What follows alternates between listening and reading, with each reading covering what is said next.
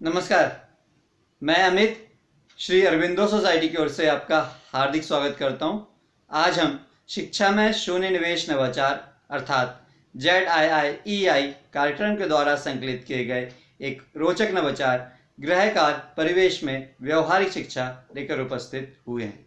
इसके लिए हमने उत्तर प्रदेश बोर्ड के कक्षा 1 के कलरव पुस्तिका के पाठ क्रमांक 19 मापन को लिया है। इस पुस्तिका कलरव में हिंदी और गणित दोनों के पाठ मौजूद हैं। इस पाठ मापन में मापने की अमानक इकाइयाँ जैसे हाथ, उंगली आदि के बारे में बतलाया गया है, जिसको बच्चों को आसानी से पढ़ाया जा सकता है, समझाया जा सकता है।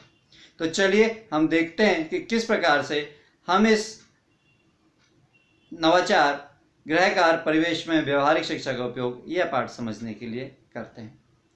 इस नवाचार गृह कार्य परिवेश में व्यवहारिक शिक्षा का उपयोग, जैसे कि नाम से ही विदित होता है, गृह कार्य परिवेश में व्यवहारिक शिक्षा अर्थात विद्यार्थी घर और घर के वातावरण से अनुभव लेकर ही पाठ की समझ और अधिक विकसित कर लेते हैं, और यही इस नवाचार की मुख्य नवीनता या विशेषता होती है।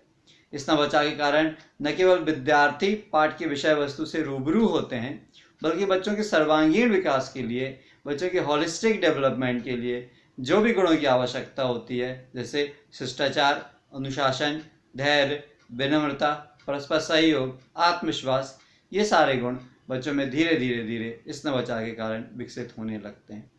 तो चलिए हम देखते हैं कि किस प्रकार से हम इस नवाचार का क्रियान्वयन अपनी कक्षा में कर सकते हैं।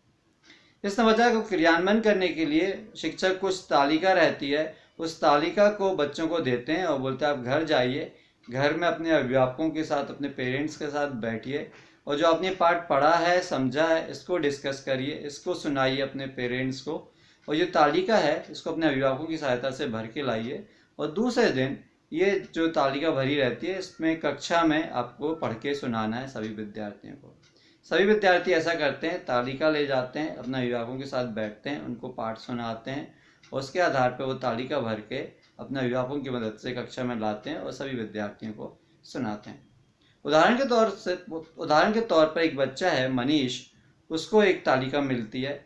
उस तालिका में शिक्षक क्या लिखते हैं, एक तो विभिन्न वस्तुओं के नाम, जैसे बोतल की ऊंचाई या फिर टेबल की ऊंचाई या पुस्तक की लंबाई या बांस की लंबाई या बांस की ऊंचाई, इस प्रकार से एक कॉलम में रहता है। दूसरे कॉलम में अमानक तरीके जो रह गए हैं, जैसे हाथ से नापना, भुजा से नापना, कदम से नापना, उंगली से नापना या फिर बीते से नापना, और तीसरे कॉलम में उनकी अनुमानित लंबाई।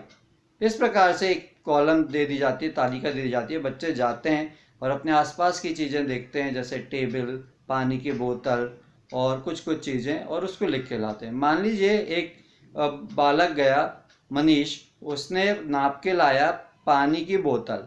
अब पानी की बोतल उसने उंगलियों से नापी और उसकी उंगलियों की लंबाई निकली 16 उंगल।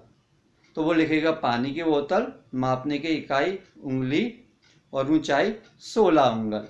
इस प्रकार से सभी बच्चे लिख के लाते हैं, और जब सभी बच्चे ये करते हैं और कक्षा में आके सुनाते हैं, तो सभी विद्यार्थियों को जो नापने की अमानक इकाइयाँ हैं इसके बारे में अच्छे से जानकारी हो जाती है और समझ में आ जाता है।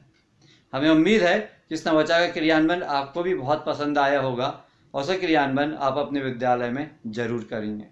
हमें पूर्ण विश्वास है कि इसके बहुत अच्छे और सकारात्मक परिणाम आपको देखने को मिलेंगे और आपके स्कूल की लर्निंग आउटकम में जरूर वृद्धि होगी। यदि ये वीडियो आप फेसबुक के माध्यम से देख रहे हैं तो प्लीज़ ZIIEI का फेसबुक पेज जरूर लाइक कीजिए। अभी तक यदि आपने ZIIEI का यूट्यूब चैनल सब्सक्राइब नहीं किया तो प्लीज़ ये यूट्यूब चैनल सब्सक्राइब कर लीजिए। नीचे डिस्क्रिप्शन पे इनोवेटिव पाठशाला मोबाइल ऐप का लिंक मौजूद है, जिससे आप डाउनलोड करके इसी प्रकार के रोचक, मनोरंजक और ज्ञानवर्धक नवाचार प्राप्त कर सकते हैं और अपने स्कूल का लर्निंग आउटकम बढ़ाने में मदद कर सकते हैं। वीडियो देखने के लिए बहुत बहुत धन्यवाद। नमस्कार।